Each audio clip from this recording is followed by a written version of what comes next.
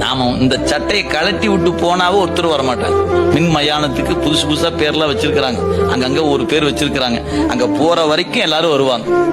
போனதுக்கு அப்புறம் என்ன ஆயிரும், எல்லாரும் டாட்டா காட்டிட்டு போயிட்டு வா மகனே அப்படின்ட்டு அனுப்பிச்சுட்டு ஒரு 4 நாளைக்கு அழுவாங்க, இன்னும் சொல்லி ஒரு 40 நாளைக்கு அழுவாங்க, இன்னும் சில பேருக்கு நினைப்பு வரும்போது அழுவாங்க, இன்னும் சில போட்டா பார்க்கும்போது அழுவு வரும். அப்புறமேலு அவங்கவுங்க வேலையை பார்த்து தான் ஆகணும். இப்ப பெற்றோர் இருக்கிறாங்க, ஒருவேளை அவங்க இன்னைக்கு இல்லைன்னா இல்லாத போது அவங்கள பார்த்து கதறி துடித்து அழுது 4 நாள் சாப்பிடாம காப்பி டீ தண்ணி கூட குடிக்காம இருந்தோமே, இன்னைக்கு அப்படியா இருக்கிறோம் இல்லையா?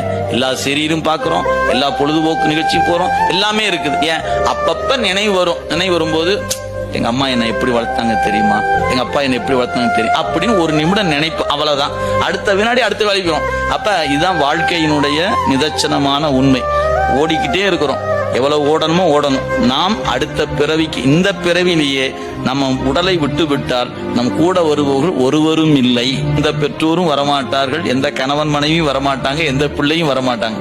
எல்லாருமே கையை காட்டிட்டு டாட்டா காட்டி நின்றுடுவாங்க. இதுதான் வாழ்க்கையில் இருக்கும். ஏன் வந்தது தனியாத்தான் வந்தங்க, போறது தனியாத்தான் போக போறோம்.